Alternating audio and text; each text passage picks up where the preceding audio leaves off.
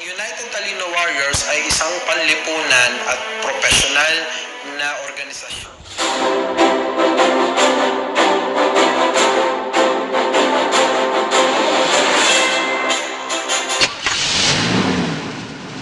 Are we gonna play now? Ready for the show? I'm about to take down, you already know. Get the fuck out of my face now, yeah, you gotta go. Man, I'm on the chase now, leave me on my own. I got a chance to break now, here I fucking go. Just after 7 p.m. local, the enormous explosion rocked the port city, sending shockwaves miles away at sea. The U.S. State Department is warning about toxic gases released in the blast, telling all to stay indoors. The source of the... So, kita natin o alam natin kung anong nangyari sa Beirut, Lebanon. Yung sumabog yung ammonium nitrate na nakastore doon for 6 years. So, ano ba ang ammonium nitrate? Kasi ang ammonium nitrate will be used as fertilizer and explosive. So, sa video nito, tingnan nyo. About the use of ammonium nitrate. So, here's the question I'm trying to answer. What is ammonium nitrate used for? And here is the answer for that question.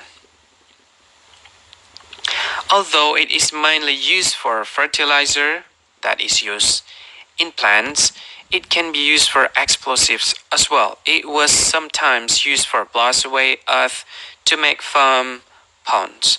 Ammonium nitrate is also used to modify the detonation rate of other explosives such as trinitrotoluene in the form of amatol. So this is the explanation about what ammonium nitrate used for. And how to dispose ammonium nitrate in a proper and a safe way in order to avoid such yung nangyari sa Beirut. So, dito pakita ng US Army kung paano nila dinidispose yung ammonium. Explosions are the best part to helping EOD out. That's Las Vegas native and 110 Cab Quick Reaction Force medic, Private First Class James Barko. He explains what they are doing this morning with the 749th Explosive Ordnance Disposal Company. Well, we came here, picked up some fertilizer, loaded it up. We're going to do a controlled detonation, but it's good that we're picking it up so it's off the streets, so it doesn't help out with the HME labs that are going around here. It's not hurting the AUP, ANP, and other Afghan national forces that we got, and also the locals. HME, or homemade explosive, is the primary material used by insurgents in Afghanistan for roadside bombs. The 2 units from Fort Carson, Colorado, are loading an estimated 2,000 pounds of ammonium nitrate collected by the Afghan National Police on various occasions. In 1995, 4,000 pounds of ammonium nitrate was used in the Oklahoma City bombing. Specialist Jacob Gaultier of 749th EOD explains how the Afghan government ban on ammonium nitrate is affecting insurgent operations.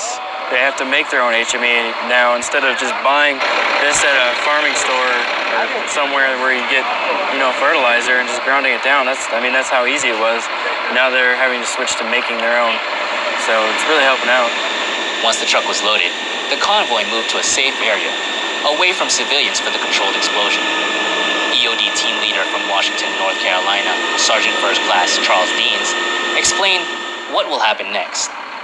Soldiers from 749th EOD basically getting rid of ammonium nitrate. And because we can't carry enough explosives to get rid of the amount that we have today, we're actually trying to blow it into the air to spread it out because it's a fertilizer.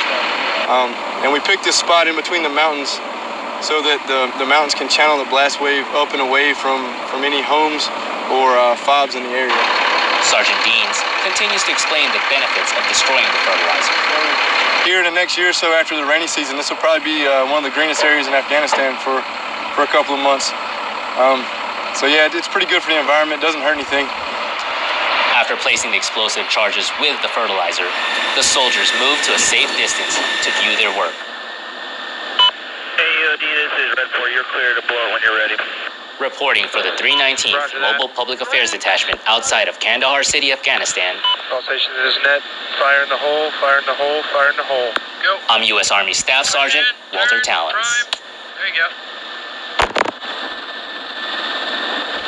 Okay, meron pala the same incident before sa iba't ibang bansa na ang cause the same as sa Beirut, yung ammonium nitrate. So, ipakita ko dito kung saan mga previous incident that cause ammonium nitrate din ang dahilan.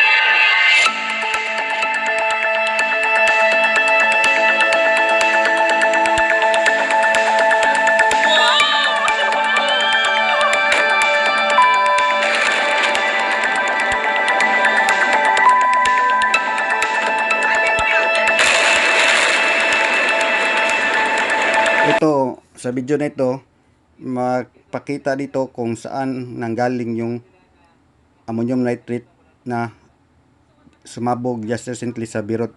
Kung saan galing at ano ang sinakyan o anong nangyari. 150 tons of ammonium nitrate within a storage facility in the Beirut port, which led to the explosions that occurred within the capital.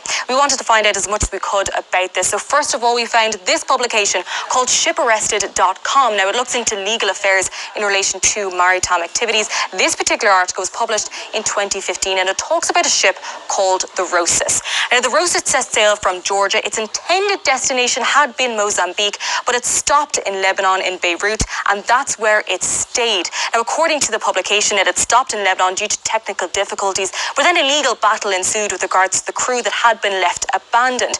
Now, we wanted to find out more about this and look at the different publications that were released at the time in 2013 to 2015, and we found this particular publication. In fact, this is a seafarers union, a Russian seafarers union, which detailed more about this case, the state of the crew that had been left there. But crucially, this article that was published back at the time, it said that the crew had been concerned about the type on the nature of this ammonium nitrate, that it had been a dangerous cargo that was in relation to all of this. But we couldn't just go off the back of these two publications. We wanted to get confirmation with regards to what kind of cargo was on this ship. So we contacted Lloyd's. Now, they're a maritime intelligence agency, and they had said that there was the Rosus. The Rosus had stopped in Lebanon at the time, and it did indeed have the same amount, 2,750 tons of ammonium nitrate. But where exactly did it set sail from? Could we corroborate all of this more? Well, Matthew's going to tell you all that.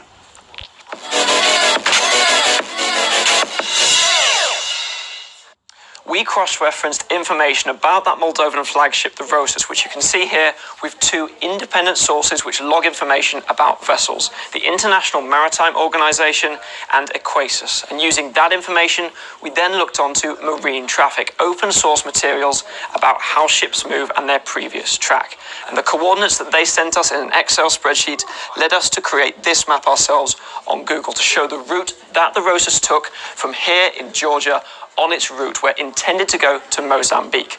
You can see that when it set off in September of 2013, it made its way through Istanbul, briefly porting in Athens before this crucial final leg of the journey.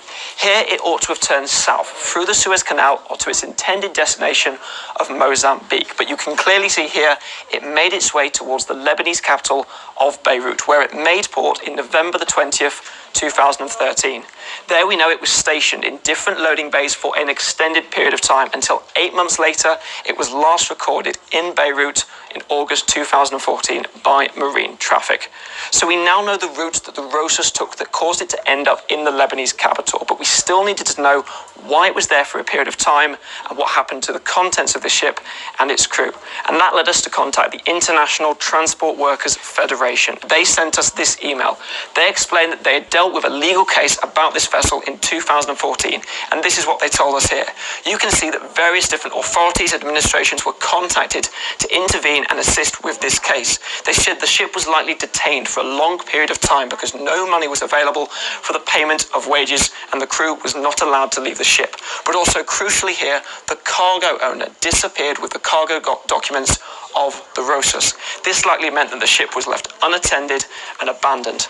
And Lloyd's listing later confirmed to us that the ship sunk in the breakwaters in Beirut in 2018. But before it sunk, there are still many key questions to be answered. Who moved that cargo onto the loading bay and onto the hangar in Beirut? And also, who knew about it?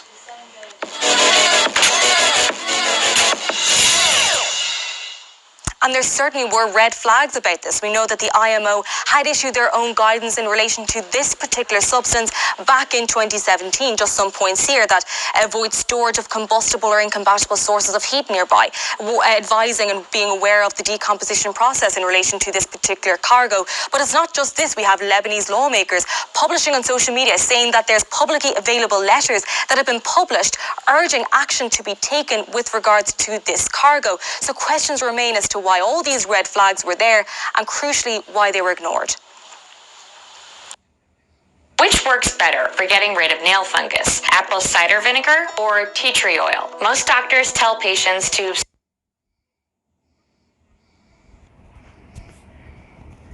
Farmers across the world, ammonium nitrate, used to make fertilizers, is also a key component of a common industrial explosive, ANFO.